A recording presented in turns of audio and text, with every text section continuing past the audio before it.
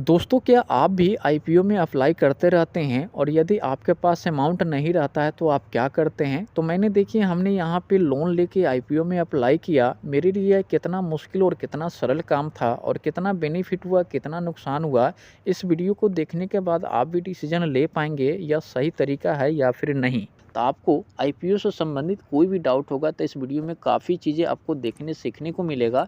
एक लर्निंग के तौर पे ये वीडियो है। चलिए वीडियो को शुरू कर लेते हैं। तो आप देख सकते हैं सबसे पहले हम आपको वो लोन अमाउंट दिखा देता हूँ ताकि आपको चीज़ें जो है शुरू से समझ में आ जाए। यहाँ पे देखिए मैंने 20 दिसंबर के डेट में एक लोन सेंसर करवाया था। इसकी जो अमाउंट है 3 लाख प्लस की अमाउंट थी, ठीक है। और इसका मेन पर्पस तो मेरा कुछ और ही था, लेकिन हमें जो है लोन बाद में लेना था। लेकिन दिसंबर के महीने में काफ़ी आईपीओ आ गया था। कौन-कौन से आईपीओ आया था तो आप देख सकते हैं। ट्रांसरेल का आईपीओ आया था, ममता मशीनरी का आईपीओ आया था और डम कैपिटल का आईपीओ आया था, संथान टेक्सटाइल का आईपीओ आया था और सनीरज फार्मा का आईपीओ आया था। इसके अलावा भी 2-3 ऐसे आईपीओ था जो काफ़ी ठीक-ठाक रिटर्निंग दे चुके हैं, ठीक है। इसकी जो जीएमपी था ना, सभी कंपनी का बढ़िया जीएमपी चल रहा था। कोई ऐसा कंपनी नहीं था जो 40% से नीचे का जीएमपी हो। ममता मशीनरी की बात करें तो 107% की जीएमपी था और ये 150% की लिस्टिंग गेन दे के इन्वेस्टर को बड़ा ही फ़ायदा दिलाया है, ठीक है। और ये सभी के सभी मेन बोर्ड आईपीओ में आता है। तो मुद्दा ये है कि जो मैंने आईपीओ के लिए लोन लिया, आईपीओ अप्लाई किया तो उससे कुछ बेनिफिट मिला या फिर नहीं मिला। तो देखिए ऐसे में कई आईपीओ में मुझे जो है अलॉटमेंट मिला हुआ है, जैसे कि आईजीआईएल में मुझे अलॉटमेंट मिला। इसके अलावा हम बात करें तो विशाल मेगा मार्ट में मुझे अलॉटमेंट मिल गया था। मेरे पास टोटल जो डीमैट अकाउंट है ना, 7 डीमैट अकाउंट है। विशाल मेगा मार्ट में मुझे 3 अलॉटमेंट मिला था, तो मुझे लगभग यहाँ से 19,000 प्लस की जो बेनिफिट है मुझे देखने को मिल गया था। आप भी चाहते हैं कि डीमैट अकाउंट की संख्या बढ़ाना, डीमैट अकाउंट खोलने में किसी भी तरीके को कोई दिक्कत परेशानी हो रही है तो आप हमसे संपर्क कर सकते हैं।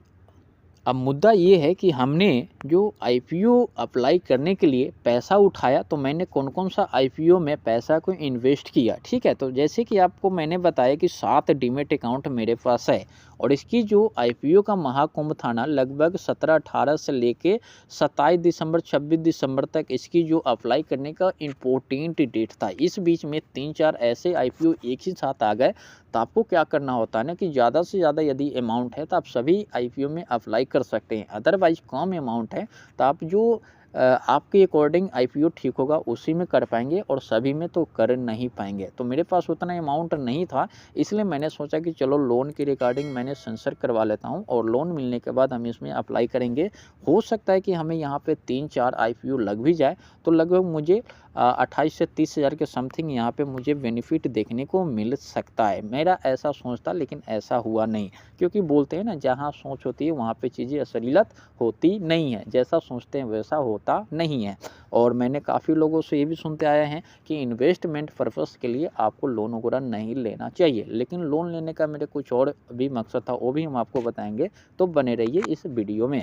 तो देखिए मैंने यहाँ से मान लेते हैं कि इसमें जो है ना अभी यहाँ पे 5 आईपीओ आपको शो हो रहा है, ठीक है। 5 आईपीओ एक साथ लगभग शो हो रहा है। यहाँ पे देखेंगे तो लगभग 23-24 से लेके 27 के बीच में आईपीओ अप्लाई करना था। तो मेरे पास यदि 7 डीमैट अकाउंट है तो 7-5 35 यहाँ पे जो है एप्लीकेशन हो गया, ठीक है। और यदि हम इसे 14,000 से भी गुना करते हैं तो लगभग हमको समथिंग यहाँ पे 4 से 5 लाख रुपए की रिक्वायरमेंट था, जो कि मेरे पास उतना पैसा था नहीं। मेरे पास टोटल 1.5 लाख रुपए ही था, इसलिए मैंने सोचा कि चलो कुछ पैसे ले लेते हैं। हो सकता है कहीं कुछ फ़ायदा यहाँ पे अलॉटमेंट मिलने के बाद दे दे। अलॉटमेंट यदि मिलता है तो आईपीओ आपको कहीं न कहीं कुछ न कुछ फ़ायदा दे के ही जाएगा। ज़्यादातर 95% केस में यही होता है, फ़ायदा ही देगा, नुकसान नहीं देगा। लेकिन अलॉटमेंट मिलना चाहिए और अलॉटमेंट मिलने के लिए जो मल्टीपल डीमैट अकाउंट है उसका फंडा तो बिल्कुल क्लियर है कि मल्टीपल डीमैट अकाउंट होगा तभी आपको अलॉटमेंट चांस ज़्यादा। जो मेन इंपॉर्टेंट पॉइंट यही है कि मल्टीपल डीमैट अकाउंट से जब आप आईपीओ अप्लाई करेंगे तो हो सकता है एक में ना मिले, दूसरे ना मिले, तीसरे में, ऐसे आपको अलॉटमेंट किसी भी डीमैट अकाउंट से मिल सकता है, ठीक है। लेकिन ये जो पाँचों आईपीओ में मैंने अप्लाई किया ना, इसमें मुझे 7 डीमैट अकाउंट से किया, लेकिन किसी में भी मुझे अलॉटमेंट नहीं मिला, जो कि सबसे ज़्यादा उम्मीद इसी में था। हालांकि विशाल मेगा मार्ट, आईजीएल या फिर हम बात करें तो बेंटिव हॉस्पिटल, ये सब में मुझे अलॉटमेंट मिल गया है, लेकिन ये पाँचों के पाँचों में नहीं मिला है। तो मेरा जो आईपीओ अप्लाई करने के लिए हमने जो यहाँ पे लोन लिया था, ये तरीका मेरा गलत था। अभी एक्चुअली मुझे मार्च में इस पैसे की रिक्वायरमेंट था, लेकिन आईपीओ की जो महाकुंभ आ गया था उसके लिए लिया, लेकिन कोई बेनिफिट नहीं हुआ। तो मुझे कोई ख़ास ज़्यादा नुकसान भी यहाँ नहीं हुआ है, क्योंकि हम लोग क्या है ना कि डिफेंस से बिलोंग करते हैं, तो हम लोग को यहाँ पे कोई एक्स्ट्रा चार्ज लोन के रिगार्डिंग नहीं लगता है, कोई भी डिफ़ी चार्ज, कोई भी ऐसे स्टाम्प ड्यूटी चार्ज नहीं लगता है, तो सहूलियत तरीके से हम लोग को मिल जाता है। 11.15 की इंटरेस्ट दिया गया है। अब इस पैसे को अभी हम जो भी आईपीओ आएगा सभी मल्टीपल डीमैट अकाउंट से हम उसे यूज करेंगे, अप्लाई करेंगे, कुछ ना कुछ हो सकता है मिल ही जाए कोई आईपीओ में, तो कुछ पैसा रिटर्न हो सकता है। और इस पैसे जो बचेंगे इसकी पूरी मुझे जो रिक्वायरमेंट है मार्च के महीने में, तब तक हम आईपीओ में अप्लाई करते रहेंगे। बेनिफिट मिल गया तो मिल गया। तो मैं आपको ये बताना चाहूँगा, मेरा सजेस्ट यही रहेगा कि आईपीओ हो या फिर इन्वेस्ट हो, आपको लोन लेके किसी प्रकार का आपको भी इन्वेस्ट नहीं करना चाहिए, क्योंकि ये जो तरीका है जो मैंने बताया है, जो दूसरों की गलती से सीखता है ना, वही लोग भी आगे बढ़ते हैं, ठीक है।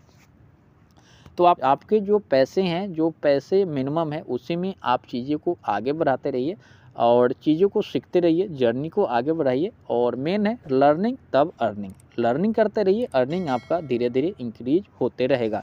वीडियो पसंद है ना तो ज़रूर आप लाइक कर दीजिएगा। चैनल पे पहली बार विजिट किए तो सब्सक्राइब करके बेल आइकन प्रेस कीजिए, ताकि इस चैनल पे जो भी वीडियो आए उसकी नोटिफिकेशन आपको मिल सके। चलिए मिलते हैं नेक्स्ट वीडियो में, तब तक के लिए टेक केयर।